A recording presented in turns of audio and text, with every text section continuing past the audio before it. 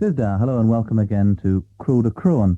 And this week we're going to be talking about Kernewek, or Kernewek traditional Cornish, a slightly different version of Cornish which has been promulgated by a group of speakers who think that traditional Cornish, which is closer to the Cornish spoken as dialect by ordinary Cornish people, should be the Cornish that we should speak, rather than Kernewek or Unified Cornish, or Kernewek phonemic Cornish as it's sometimes called. And I'm joined in the studio by Dick and Jan Gendel and by Neil Kennedy, who are proponents of Kernewek. Dick, how did Kernewek start? What made you decide to pursue this particular pattern of Cornish speaking? I was taught my first few words of Cornish when I was 4 years old, in 1928. And the Cornish that I was taught then was actually traditional Cornish, Kernewek. Who were you taught that by? My mother. If you want to know the details, I was sitting on the loo, and I was taught that to keep me quiet. But that's beside the point. It wasn't until at the end of the war that I got out of the Navy and started taking a deep interest in it. And like everybody else, of course, I was under the spell of Morton Nance and A.S.D. Smith, because they were the two experts of the day, and everybody, of course, followed them. I did too, but I was still interested in traditional Cornish. And it wasn't until about 1972 or so that I got a little bit fed up with Unified, and I left the Cornish scene. Wel, beth yw'n bras y diffranzo inter Kernewek o Kernewek Tithiac ha Kernewek Unies? Neil? Well, nagit mura difference. So in Cenedlaethus, if you had an point in Cenedlaethus, there's... It's the same language. Yeah. Yeah. There's... When son mwy ogas than thousand at you causes leven in Kernel. In case son marment in case ton lev. Penwith. Yeah. So it's based on essentially Penwith dialect sounds.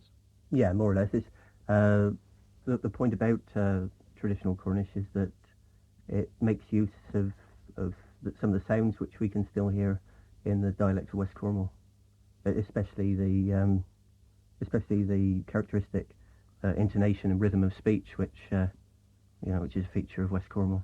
So, for example, the word that we use in Unified Cornish, or the Cornish that most Cornish speakers learn for house, we have learned to pronounce as chi. Yeah. But what you're saying is that because it's pronounced in dialect as chai or even as choi, you now... How do you say the word for house? We'd say that exactly as you... Yeah, but it's more than... It's not just dialect, you see, because, I mean, way back in the 17th century, it was spelt as if to be pronounced choi. In the Tale of Jew and Shianor, it's C-H-E-I. And Rowe, who lived at the same time, well, at the end of the 17th century, spelt it C-H-O-Y-E. And even before that, it had become choi. It hasn't been chi for a long time. The argument used by Morton Nance and the others who followed his pattern was that modern Cornish, ought to be based on the last time that Cornish was widely used throughout the whole of Cornwall as a language spoken by the majority of the people. And the target date for that, this is Ken George's invention, the idea of a target date, is around 1500. Now, what you're saying is that Cornish should be based on the later Cornish, not around that target date of 1500. Well, yes, because you see, if you go back to a date when Cornish was spoken by the majority, you've got to go back a long way before 1500, because by 1500 it had gone west of Truro, and most of Cornwall's east of Truro. And it illustrates the difficulties which someone has if they're trying to advance unified Cornish amongst ordinary Cornish people. It's very difficult for me, it would be very difficult for me, to go along to the class of people I'm teaching in Helston, who've grown up all their lives in that area, and tell them that the place that all their life they've called prayers, they've now got to call prass.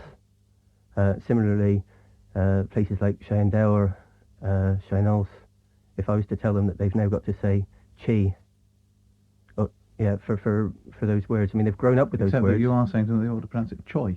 Well, no, not in that position. That's different in that position. That's unstressed. Misunderstood. That's unstressed there.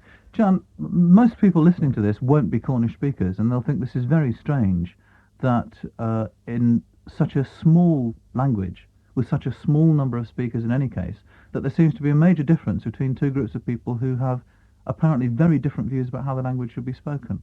How would you answer them? I think it's a good sign because it shows that there are enough people with enough knowledge to be able to actually sit down and discuss it and argue and have different opinions. The fact that there are differences in the way the language is growing is a sign of health, you think? Yeah. I think so, yes. It shows that you don't blindly have to follow one leader. One of the main arguments for Kernewek is this question of continuity, tradition, that you're speaking in a way, as you see it, in a direct line from your grandfathers. Yeah, certainly. I mean, I think the thing is that with Kernewek, we're using the latest form of the language with its integrity still there. We're speaking the language in its latest, purest form. We're not changing any grammar, we're not changing any spelling. We have to select, but we choose the purest forms, but we don't change. Okay, for non-Cornish speakers then, could you give us a brief burst of Kernewek to see what it sounds like? You Kalish, Neil, Penvedulaw. Well, Norby and Pethel Hell, Potula Ferris Taglo and Peronair. The Kalish, yeah. Patherni, Velmini Grevis, the Kilsnipis, but.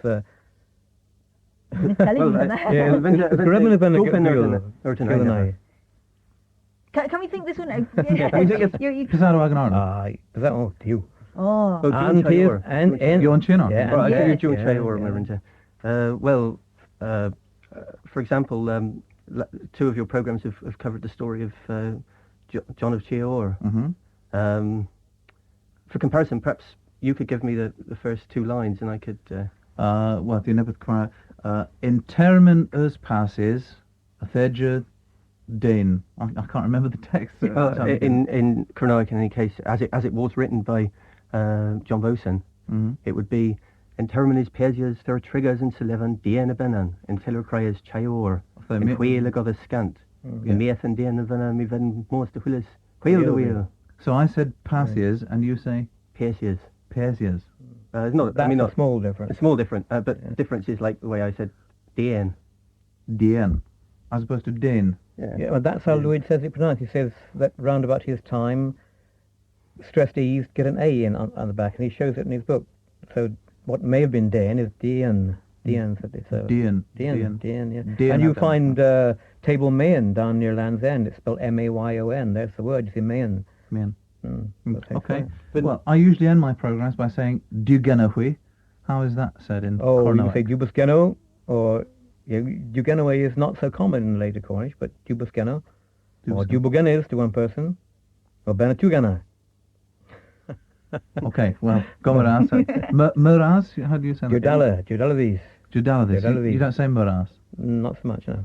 No. Not Okay, so much. well, Ragovi, Muras the Hui, how do you get Per there. Dick Gendel, his wife Jan Gendel, and Neil Kennedy arguing the case for Kernewek. Thanks for coming in. And there's just time left to remind you of the fact that next week is the Cornwall County Music Festival with lots of interesting classes that I hope you'll support, particularly the Cornish language classes, which are to be held next Saturday. That's Cornish-speaking and Cornish singing. And also, just to give you a brief trailer for next week's programme, yesterday was St. Piran's Day, of course, and there was a St. Piran's Day march through the centre of Truro, and I went along and discovered some interesting facts about the patron saint of Cornwall. Robin Hood was several centuries later than St. Piran, and how little we actually know about him, but how much is written about him and supposed about him, you can see the way these things grow. So maybe he wasn't a drunken Irishman after all? I wouldn't like to think so. Nothing against Irishmen, nothing against drunks, come to that. No, it's as a representative of Cornwall as such that we revere him today. And if you want to know the full story about St. Piran and the St. Piran Day March, then listen in to next week's programme. So until then, I'll say, Diganafwy all, goodbye. That's in normal Cornish as opposed to Kernewek. But Diganafwy all, God be with you, until I see you next week. Diganafwy.